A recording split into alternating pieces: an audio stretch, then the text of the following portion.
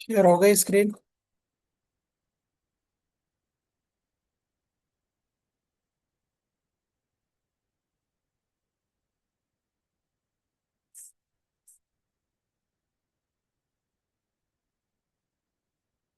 चलो ठीक है। अच्छा, आज हम करने जा रहे हैं एनालिटिकल रीजनिंग के क्वेश्चंस। इसमें जो पहला सबसेक्शन है वो है रैंकिंग टाइप ऑफ क्वेश्चंस के। रैंकिंग टाइप ऑफ क्वेश्चंस किस तरीके से आते हैं, इनकी क्या ट्रिक्स है, पहले ट्रिक्स देखते हैं उसके बाद क्वेश्चंस करते हैं। सबके 10-15 क्वेश्चंस डाले हुए हैं, प्रैक्टिस करते हैं ताकि आपको चीजें समझ आ जाए, क्योंकि इसमें क्वेश्चन सेम रिपीट तो नहीं होते एज अ बिटनरेन या एज अ इंग्लिश के जो हमने पढ़े थे। पर यहाँ पे आपको एक थोड़ा सा आइडिया हो जाएगा तो आप वो ट्रिक लगा के क्वेश्चन को सॉल्व कर सकते हो। अच्छा, रैंकिंग टाइप के क्वेश्चन किस तरीके से आते हैं? नंबर वन, आपसे टोटल पर्सन्स पूछता है। ठीक है। आपको कोई जो है ना स्टेटमेंट देगा और उसमें पूछेगा कि टोटल पर्सन कितने हैं, रैंक करके देगा वो क्वेश्चन। आप देखेंगे आपको पता चल जाएगा। ये ट्रिक्स आप लिख भी सकते हैं, वरना यहाँ पे क्वेश्चंस में मैं समझाता भी हूँ। टोटल का क्या होगा कि जो आपको फ्रंट रैंक देगा किसकी, नंबर ऑफ स्टूडेंट्स की, उसके बाद एक बॉटम रैंक या बैक रैंक देगा, उसको आपने -1 करना है, आपको टोटल पर्सन्स उस रैंक में मिल जाएंगे। ये नीचे क्वेश्चंस देखते हैं। दूसरा होता है कि रैंक फ्रॉम बॉटम, मतलब कुछ पर्सन्स आपको बताएगा कि भाई इनकी रैंक ये है, जो बॉटम वाला है उसकी रैंक क्या बनेगी। ठीक है। तो बॉटम वाला अगर वो पूछेगा तो बॉटम की रैंक हम कैसे निकालेंगे? जो टोटल नंबर ऑफ पर्सन्स उसमें मौजूद होंगे और जो टॉप रैंक होगी उससे माइनस करेंगे और प्लस उसमें 1 कर देंगे तो हमें बॉटम की रैंक मिल जाएगी। ठीक हो गया। अगर ये बॉटम की रैंक थी। अगर टॉप ऑफ रैंक हमसे पूछे कि भाई टॉप ऑफ रैंक क्या बनेगी, तो उसके लिए भी टोटल पर्सन्स जो होंगे उस रैंक में, उसको बॉटम जो रैंक होगा उससे माइनस करेंगे और उसमें हम +1 करेंगे तो हमें जो टॉप ऑफ रैंक होगी मिल जाएगी। ये 3 टाइप के क्वेश्चंस आते हैं, जो टाइप ऑफ रैंकिंग क्वेश्चन जिनको कहा जाता है, ये वाले। ठीक है। इनको देखते हैं एग्जाम्पल से, आपको समझ आ जाएगा किस तरीके से क्वेश्चन आता है, ये भी समझ आ जाएगा। सिंपल करके समझाऊंगा। क्वेश्चन नंबर 1 क्या है कि in class of 40 students, Ali ranks 12th from the top. ठीक है। 40 स्टूडेंट्स का एक क्लास है। अली की जो रैंक है टॉप में आती है 12वीं नंबर पे या 12वीं पोजीशन है उसकी टॉप पे। What is his rank from the bottom? अगर 40 में से टॉप में वो 12 में आता है तो बॉटम में किस रैंक पे आएगा? इस टाइप ऑफ क्वेश्चंस को कहा जाता है रैंकिंग टाइप ऑफ क्वेश्चंस। तो बॉटम की हमसे पूछ रहा है, क्वेश्चन क्या है, बॉटम पूछ रहा है। तो बॉटम का फार्मूला ऊपर आपको बताया क्या है कि टोटल को आप माइनस करेंगे टॉप रैंक से और उसमें +1 करेंगे, आपको आंसर मिल जाएगा। ठीक है। ये आपने फार्मूला जरूर याद रखना है और देखना है कि पूछ क्या रहा है, बॉटम पूछ रहा है टॉप पूछ रहा है। अभी अगर आप देखें इसकी एक्सप्लेनेशन, तो क्या दिया है, टोटल नंबर ऑफ स्टूडेंट्स कितने, 40 है। इसमें माइनस कितने करेंगे, टॉप में से टॉप पोजीशन है रैंक के 12, तो 12 माइनस करेंगे और उसमें +1 करेंगे, हमें आंसर मिल जाएगा। ठीक है। तो क्या आंसर मिलेगा हमें? सी ऑप्शन मिलेगा। यहाँ पे आंसर लिखा भी हुआ है ताकि आपको यहाँ पे तो एक्सप्लेन में बता रहा हूँ, बट आपको आंसर यहाँ पे लिख के भी दिया है। 29th जो है ना बॉटम पे उसकी अली की रैंक होगी नंबर ऑफ 40 स्टूडेंट्स में से। ठीक है। ये आपने याद रखना है। ये जरूर याद रखना है कि बॉटम का फॉर्मूला क्या है, टोटल नंबर ऑफ स्टूडेंट्स, उनमें से माइनस करेंगे टॉप रैंक वाले और उसमें +1 करेंगे तो हमें आंसर मिल जाएगा। ठीक है, क्लियर है ये क्वेश्चन? शाबाश।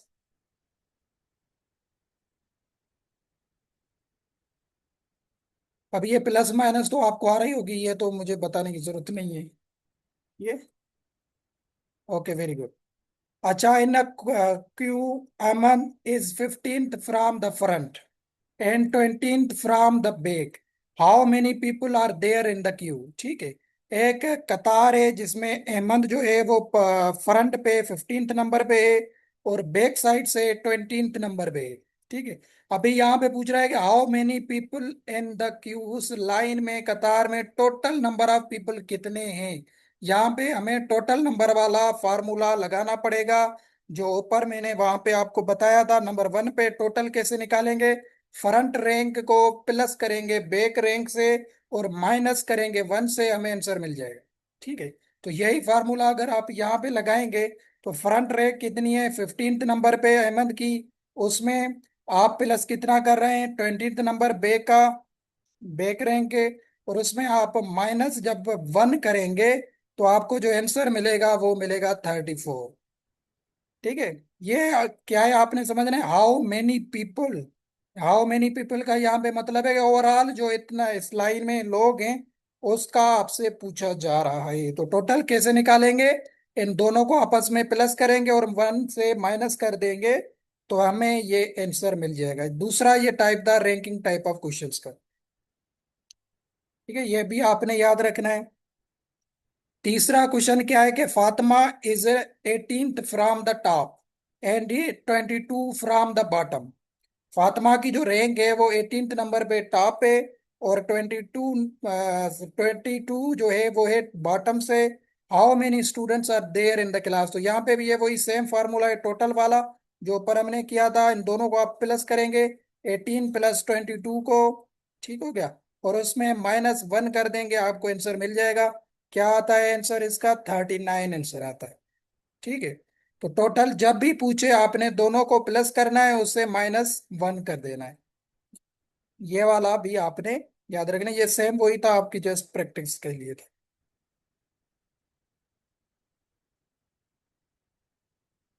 उसके बाद नेक्स्ट क्वेश्चन क्या है कि in a line of students Hasan is 9th from the left and 16th from the right, find the total number of students. ठीक है, तो ये रैंकिंग टाइप ऑफ क्वेश्चंस हैं।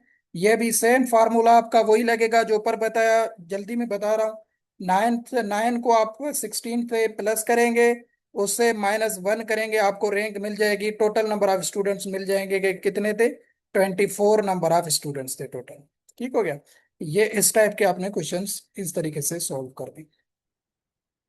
अच्छा, उसके बाद क्वेश्चन नंबर 5 क्या है कि students is 24th from the top in a class of 50 students. 50 students हैं, उनमें से एक स्टूडेंट है उसकी 24th पोजीशन है या वो 24th नंबर पे है। What is rank from the bottom, bottom से उसकी रैंक कितनी होगी। तो ये फार्मूला भी आपको बता दिया ऊपर के बॉटम का जब भी पूछा जाए आपने दोनों को माइनस करना है, टोटल को टॉप से माइनस करना है और प्लस उसमें 1 कर देना है, आपको उसकी रैंक मिल जाएगी। ठीक है। तो क्या है, टोटल नंबर ऑफ स्टूडेंट्स कितने हैं, 15 स्टूडेंट्स हैं। स्टूडेंट्स की टॉप पोजीशन कितनी है, वो है 24th।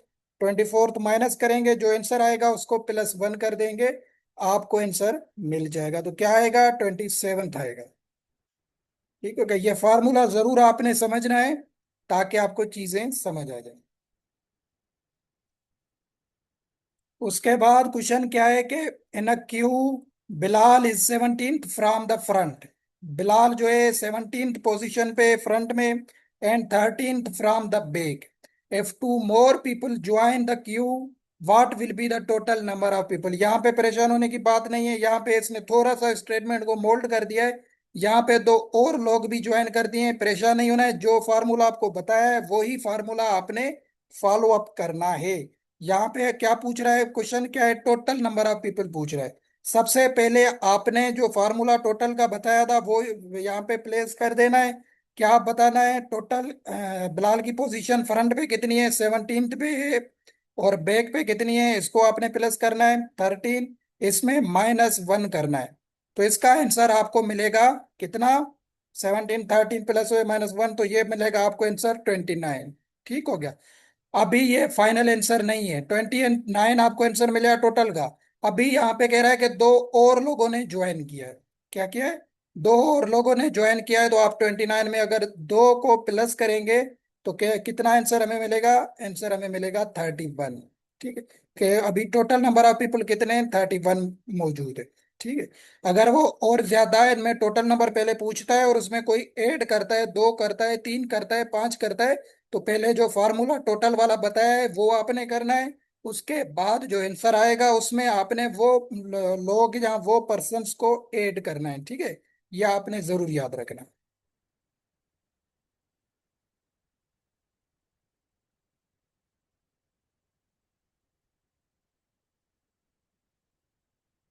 उसके बाद क्वेश्चन क्या है,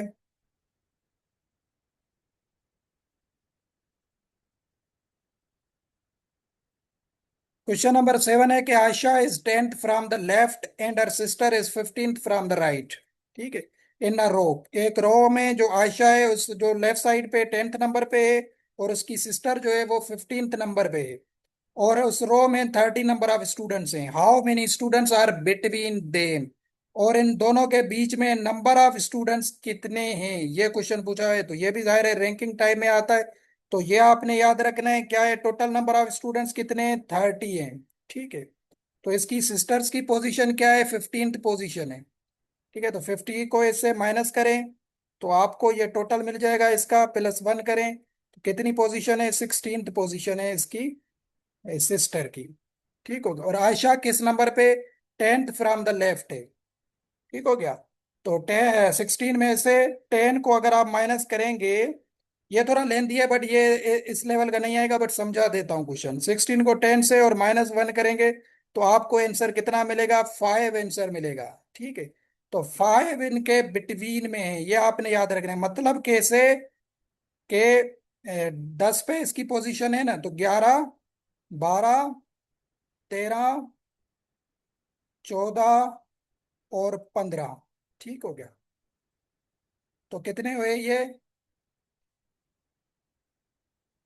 जी जी रिपीट करता हूँ, 1 2 3 4 5, 5 नंबर ऑफ स्टूडेंट्स इनके बीच में है।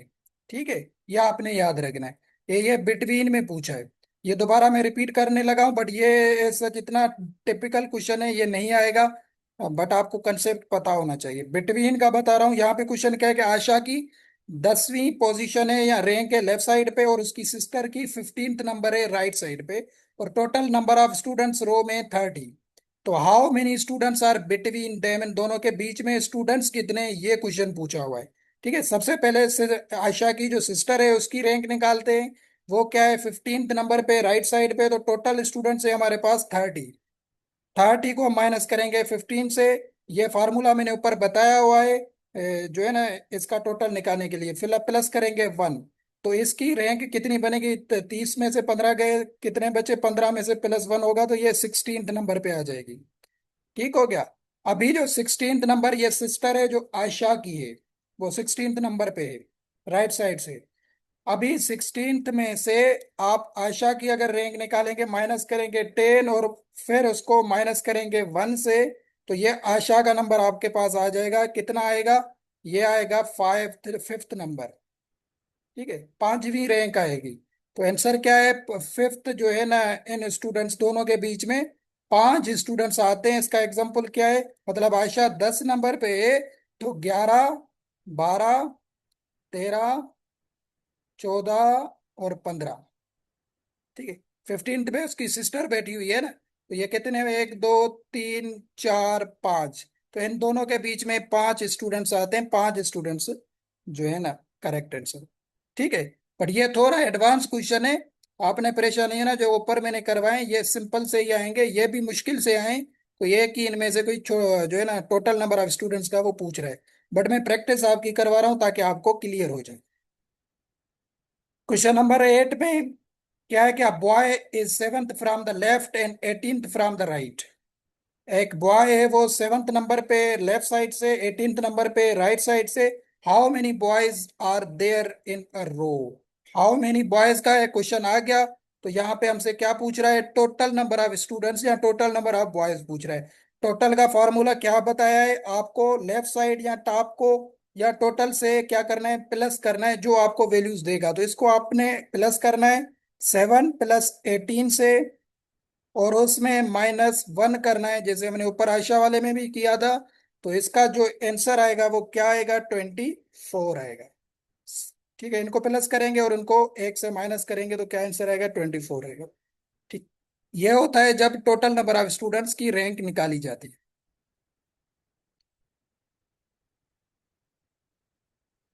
इन अ क्लास, ये वही सेम क्वेश्चन है जो शुरू में किया था। इन अ क्लास ऑफ 60 स्टूडेंट सारा ranks 25th from the top, what is her rank from the bottom.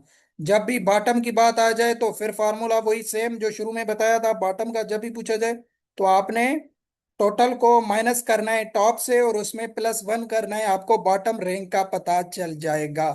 कितने हैं टोटल क्लास में स्टूडेंट्स? 60 नंबर ऑफ स्टूडेंट्स हैं। सारा की रैंक क्या है? सारा की रैंक है 25th, और उसमें आप करेंगे +1, तो आपको जो आंसर मिलेगा वो होगा सारा की बॉटम रैंक होगी। ठीक है, इसको आप जब माइनस करेंगे और +1 करेंगे तो इसका आंसर होगा 36th नंबर पे इसकी पोजीशन होती है बॉटम में। तो ये वही सेम क्वेश्चन है, मैं दोबारा ये नहीं कर रहा सारे ये आपको लग रहा है सेम आ रहे हैं। शुरू में बस आपको ये फार्मूला जो मैंने बताया वो ये आपने याद रखना है। अगर टोटल पूछे, front rank rank plus back rank -1 करना है। और अगर बॉटम रैंक पूछे तो टोटल को टॉप रैंक से माइनस करके +1 कर देना है। ये फार्मूले जरूर याद रखने हैं। अगर रैंक ऑफ फ्रॉम टॉप पूछे तो टॉप रैंक को टोटल को बॉटम से माइनस करके +1 कर देना है, तो आपको टॉप रैंक पता चल जाएगा। तो इस टाइप के रैंक टाइप ऑफ क्वेश्चन या रैंकिंग टाइप ऑफ क्वेश्चंस कहलाते हैं जो पेपर में अपीयर होते हैं। बाकी ये मैं भेज दूंगा, आप प्रैक्टिस कर देना, क्योंकि और चीजें भी करनी है। ये वही सेम क्वेश्चन है, ये हम देखें यहाँ पे बॉटम का पूछा हुआ है। ठीक है, यहाँ पे टोटल स्टूडेंट्स का पूछा हुआ है, ये सेम फार्मूला है, ताकि आपको जस्ट क्लियर करवाने के लिए मैंने बताया है। उसके बाद दूसरा जो एनालिटिकल रीजनिंग में आता है, कंपेरेटिव लॉजिकल क्वेश्चंस आते हैं। इनमें क्या होता है, इसमें या तो आपको वो पूछता है कि जो है ना ऑर्डर का, हाइट का, एज का, वेट का, स्पीड का, मतलब कंपैरिजन करता है वो डिफरेंट पर्सन्स का, चीजों का, उससे वो क्वेश्चंस पूछता है। जैसे देखें नंबर 1 क्वेश्चन क्या है कि Ali is taller than Bilal. आपने सारी स्टेटमेंट पढ़नी है। And Bilal is taller than Hamza, who is the shortest. ठीक है, यहाँ पे क्वेश्चन क्या है कि छोटा सबसे कौन सा है? अली जो है बिलाल से टॉलर है, तो इसमें आपने सिंपली एक रफ पेज पे एक जो है ना बनाते जाने हैं। जैसे अली बिलाल से बड़ा है, तो अली को आपने इस तरीके से बना के रख देना है कि भाई ये अली है। ठीक है, जाहिर है अली बड़ा है तो बिलाल इससे छोटा होगा। ये हम करते हैं बिलाल को।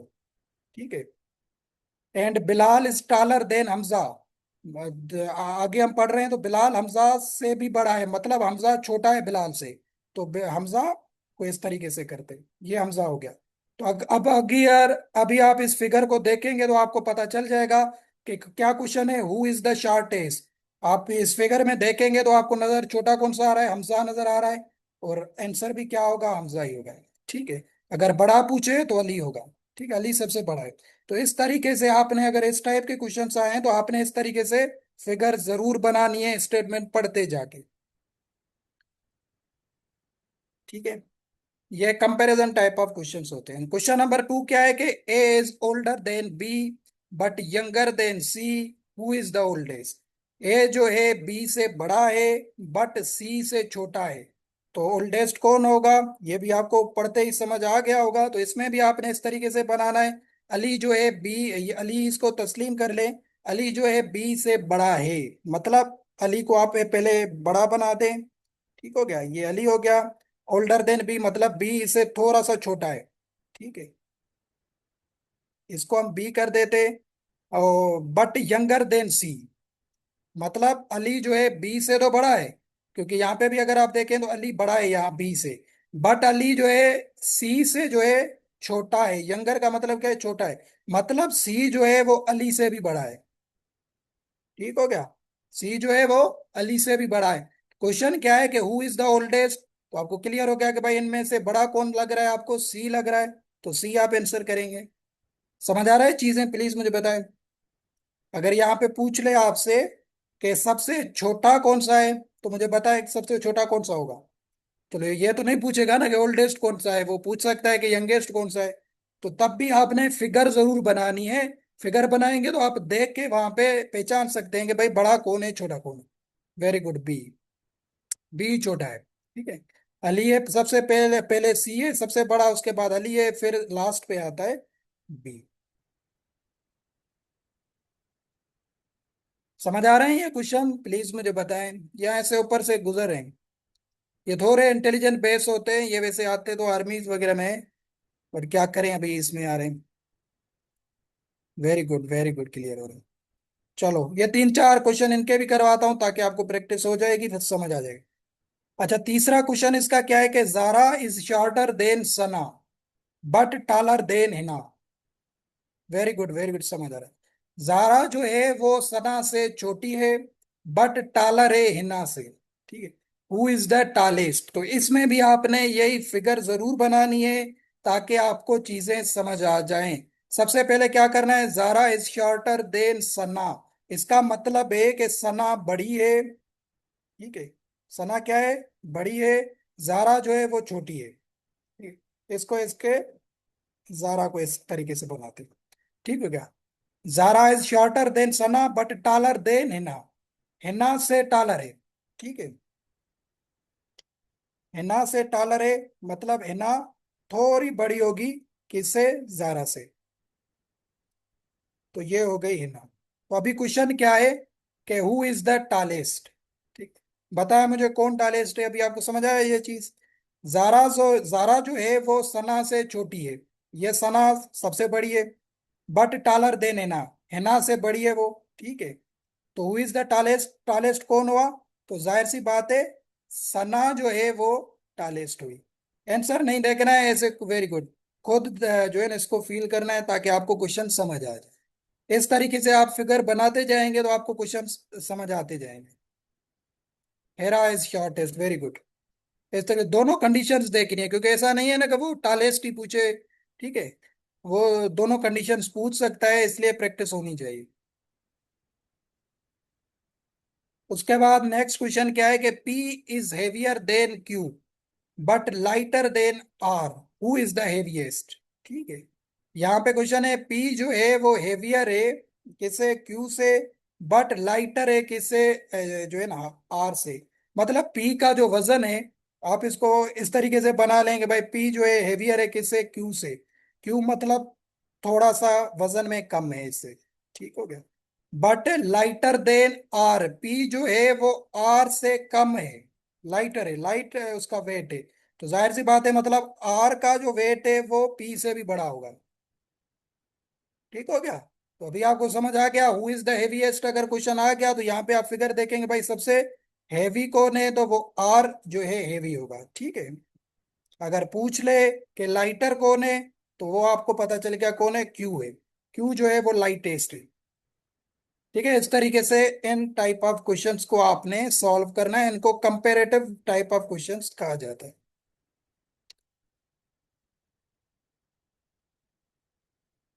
क्वेश्चन नंबर 5 क्या है कि A is more intelligent than B.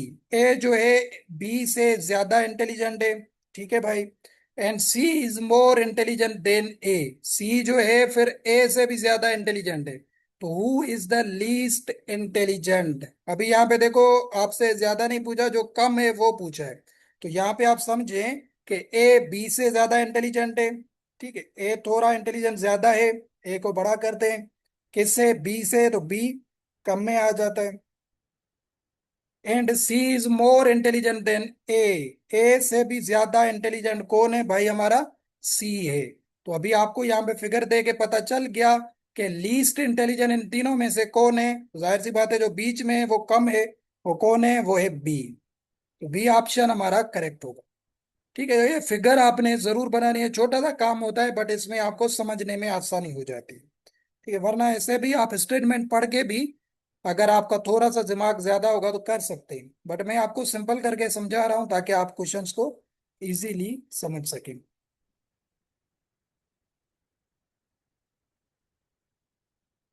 अच्छा, क्वेश्चन नंबर 6 क्या है, ये भी देख लें। ये अभी स्टेटमेंट ज्यादा बड़ी देके परेशान होने की जरूरत नहीं है। ठीक है, 5 boys are standing according to their heights, 5 boy है उनको हाइट्स के अकॉर्डिंग खड़ा किया गया है। क्वेश्चन यहाँ से शुरू होता है कि ए जो है बी से टालर है। तो सबसे पहले आपने ए को बना देना है कि भाई ए जो है बी से बड़ा है। ठीक है, मतलब बी इसे थोड़ा छोटा कर देते हैं। फिर आगे बढ़ते हैं कि A is taller than B but shorter than C, मतलब सी ए से भी बड़ा है। ठीक है, सी को हम इस जगह पे रख देते हैं। फिर क्वेश्चन क्या है कि D is shorter than B. ठीक है, जो डी है वो बी से भी छोटा है। ठीक है, तो डी जो है वो बी से भी छोटा है, इसको इस फॉर्म में रख देते हैं, shorter than B. And E is taller than C, E जो है वो सी से भी टालर है। ठीक है, तो लास्ट हमारे पास क्या बचा, ई बचा। ई क्या है, सी से भी टॉलर है। तो क्वेश्चन क्या है कि हु इज द टालेस्ट। तो ये भी आपने फिगर दे के समझ लिया होगा कि यहाँ पे टालर कौन है। तो ये रैंक अगर आप देखते जाएं तो ई जो है सबसे टालर है, टालेस्ट है यहाँ पे। तो आंसर क्या होगा, डी होगा। ई जो है इज द करेक्ट ऑप्शन। ठीक है। अगर पूछा जाए कि जो है ना शॉर्टेस्ट कौन है, तो कौन बताएगा शॉर्टेस्ट यहाँ पे कौन है। शाबाश, पार्टिसिपेट करें ताकि आपकी दिमाग की प्रैक्टिस हो जाए। D is very good, D is the shortest, very good. D जो यहाँ पे नजर आ रहा है आपको, ये बिल्कुल सबसे छोटा है, वेरी गुड।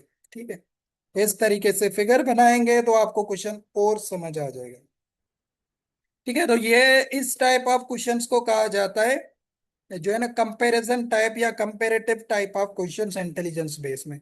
इसी फॉर्म में आपने सारे करने हैं। ये सेम क्वेश्चन है जहाँ पे आप देखें हु रन्स फास्टेस्ट, इस तरीके से who is the second tallest, कभी कभी सेकंड टालेस्ट। तो इस तरीके से फिगर बनानी है और आपने ये करना है। ठीक है। हम फिर नेक्स्ट सेक्शन पे चलते हैं। ये इस टाइप के क्वेश्चंस हैं। कितने क्वेश्चंस डाले हैं, 15 नंबर ऑफ क्वेश्चंस डाले हुए हैं। समझ आ गया ये चीज, शाबाश, मुझे बताएं। इसमें अभी परेशानी तो नहीं होगी ना, ये अभी आप अगर एक्सरसाइज भेज दूंगा कर देंगे ना। नहीं आएगी समझ तो पूछ लीजिएगा, कोई मसला नहीं है। ठीक है। क्योंकि सारे करेंगे तो फिर टाइम हमारे पास थोड़ा सा कम है। 16। वेरी गुड बाबा। आर्मी आर्मी ना मानो बता 16। एनालिटिकल रीजनिंग का तीसरा सेक्शन है मस्ट बी ट्रू। ठीक है। अभी मस्ट बी ट्रू में क्या आता है, इसमें वो क्वेश्चंस आती हैं जिनमें आपने, आपको कोई स्टेटमेंट दी जाएगी, आपने वो आंसर करना है जिसमें आप 100% श्योर होंगे। ठीक है। 100% श्योर होंगे उस ऑप्शन को आपने करना है। इसको कहा जाता है मस्ट बी ट्रू वाले क्वेश्चंस। ऑप्शंस क्वेश्चंस देखते हैं, आपको समझ आ जाएगा। क्वेश्चन आपको इस फॉर्म है वो देगा। सबसे पहले आपको देगा स्टेटमेंट। स्टेटमेंट में क्या दे रहा है कि ऑल केट्स आर एनिमल्स। ठीक है। दूसरा आपसे कह रहा है कि सम एनिमल्स आर ब्लैक। दो आपको इसने स्टेटमेंट दे दी, फिर आपसे वो क्वेश्चन पूछेगा। अभी यहाँ पे भी आपका दिमाग का काम है, दिमाग आपका काम करना चाहिए, बादाम शादाम खा लें। विच स्टेटमेंट मस्ट बी ट्रू। अभी मस्ट बी ट्रू का यहाँ पे मतलब है कि आपने वो स्टेटमेंट यहाँ से ट्रू करनी है जो 100% कंफर्म्ड हो। ठीक है, कोई गुंजाइश नहीं हो, आपने प्रोबेबिलिटी शो नहीं करनी है या अजम्पशंस नहीं करने। ऑप्शंस क्या है कि all animals are cat, some cats are black, all cats are animals, all black things are cat. ठीक है। तो यहाँ पे आंसर क्या है इसका कि ऑल केट्स जो हैं वो एनिमल्स हैं, क्योंकि उसने ऊपर स्टेटमेंट में भी दिया है। जो फर्स्ट स्टेटमेंट इसने दी है कि ऑल केट्स आर एनिमल्स, ये हमें बता रही है। ठीक है, ये कंक्लूजन नहीं है। बट हो सकता है कि कुछ एनिमल्स ब्लैक हों। ठीक है, सम एनिमल्स आर ब्लैक। तो वो हम स्टेटमेंट में थोड़ा सा ना, इसमें ये मस्ट बी ट्रू वाली स्टेटमेंट नहीं है। इसलिए हम ये वाली 100% श्योर है कि ऑल केट्स जो हैं वो किस कैटेगरी में आते हैं, एनिमल्स की कैटेगरी में आते हैं। इन क्वेश्चंस को कहा जाता है मस्ट बी ट्रू वाले क्वेश्चंस, जिसमें आप 100% श्योर होते हैं। ठीक है। इनके डिफरेंट टाइप्स होते हैं, देखेंगे आपको समझ आ जाएगा। ठीक है। जैसे सेकंड स्टेटमेंट क्या है क्वेश्चन में कि all roses are flowers, all flowers need water. दो आपको उसने स्टेटमेंट दे दी। अभी आपसे वो क्वेश्चन पूछेगा कि which statement must be true. कौन सी ट्रू है स्टेटमेंट यहाँ से। फिर आपने दोबारा पढ़ना है स्टेटमेंट, जो ऑल रोजेस है वो फ्लावर्स है और ऑल फ्लावर्स को पानी की नीड है। दो आपको उसने स्टेटमेंट दिए। अभी देखेंगे ऑल रोजेस नीड वाटर।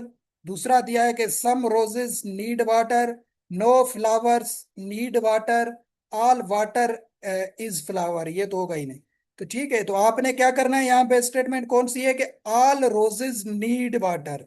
क्यों भाई, इसका लॉजिक क्या है कि जो रोजेस हैं वो क्या है, फ्लावर्स हैं। क्योंकि स्टेटमेंट में उसने कहा है ना कि ऑल रोजेस आर फ्लावर्स।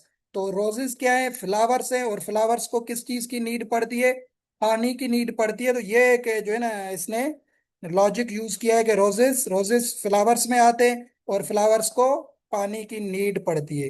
तो एक पहली जो ऑप्शन है ऑल रोजेस नीड वाटर, ये वाली मस्ट बी ट्रू स्टेटमेंट। ठीक है। इस तरीके से इनको किया जाता है जिसमें आप 100% श्योर होते हैं। क्वेश्चन नंबर 3 देखें, इसकी स्टेटमेंट पढ़ते हैं कि सम टीचर्स आर राइटर्स। ठीक है, some teachers are writers, all writers are educated. दो आपको उसने स्टेटमेंट दिए और पूछा है कि यहां से कौन सी ठीक है, ट्रू स्टेटमेंट है। ऑप्शन क्या है कि all teachers are educated, number one, some teachers are educated, no writers are teacher, all educated peoples are writers. तो यहाँ पे आपने करेक्ट क्या देना है, इसका लॉजिक भी समझाता हूँ। सम टीचर्स आर एजुकेटेड, ठीक है, सम टीचर्स आर एजुकेटेड, ये वाली स्टेटमेंट यहाँ पे करेक्ट है। क्यों? क्योंकि सम टीचर्स क्या हैं, वो है राइटर्स। क्या उसने स्टेटमेंट कहा है ना कि सम टीचर्स क्या है, राइटर्स हैं। तो जो राइटर्स है जाहिर सी बात है वो क्या होंगे, एजुकेटेड होंगे। क्या होंगे, एजुकेटेड होंगे। ये आपने याद रखना है, ठीक है। जो टीचर्स एजुकेटेड हैं जाहिर सी बात है डेफिनेटली वो राइटर्स भी होंगे। और ऑल राइटर्स एजुकेटेड, तो वो एजुकेटेड नहीं हो सकते ना। काफी आपने देखा भी होगा, ऐसे भी कोई राइट अप करता है वो आप उसे एजुकेटेड तो नहीं मानेंगे ना। तो ऑल राइटर्स एजुकेटेड नहीं है। बट सम टीचर्स जो है वो एजुकेटेड है, क्योंकि सम टीचर्स राइटर भी हैं। ये समझ आ रही है लॉजिक, यहाँ ये भी सर से घूम रहा है, ठीक है।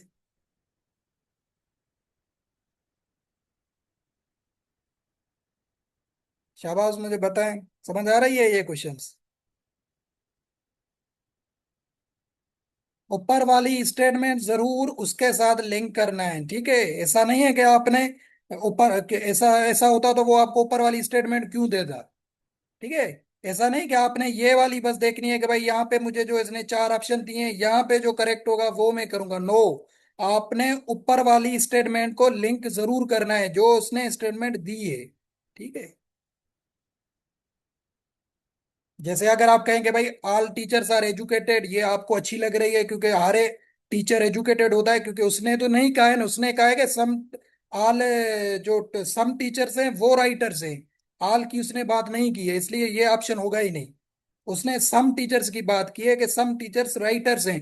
तो जो राइटर्स हैं वो एजुकेटेड हैं, तो सम टीचर्स आर एजुकेटेड ये इसके साथ लिंक कर रही है जो उसने ऊपर अबोव स्टेटमेंट दिए। तो हमेशा याद रखिएगा ये वाली चार ऑप्शन सिर्फ नहीं देखने, जो उसने दो ऊपर आपको स्टेटमेंट दिए हैं उनको जरूर पढ़ना है। इसका नेक्स्ट क्वेश्चन देखते हैं, फिर आपको और भी समझ आ जाएगा। ऑल बर्ड्स कैन फ्लाई, ठीक है, all birds can fly, a pigeon is a bird. दो स्टेटमेंट उसने दिए हैं कि जो सारे बर्ड्स हैं वो फ्लाई करते हैं, और जो पिजन है वो बर्ड्स में आता है, वो भी बर्ड है। ठीक है, दो आपने जहन में बिठा ली। अब आते हैं आप क्वेश्चन की तरफ कि which statement must be true. A pigeon can fly, ठीक है, all flying things are pigeon, ये तो होगा भी नहीं वैसे। Some birds can not fly, ये भी नहीं होगा। नो पिजन कैन फ्लाई, ठीक है। तो आपने क्या करना है, इस स्टेटमेंट को प्रूफ भी करते हैं। अ पिजन कैन फ्लाई, ठीक है, अ पिजन कैन फ्लाई, जो पिजन है वो फ्लाई करता है, इसका मतलब क्या हुआ कि ऑल बर्ड्स कैन फ्लाई, तो पिजन, और दूसरी में पूछा है कि अ पिजन इज अ बर्ड, तो जो पिजन है वो किस में आता है, बर्ड्स में आता है। किस में आता है, उसने दिया है ना स्टेटमेंट में, किस में आता है, बर्ड्स में आता है। तो बर्ड में आता है, और बर्ड्स क्या करते हैं, फ्लाई करते हैं। ठीक हो गया, ये इस तरीके से अरेंज्ड है।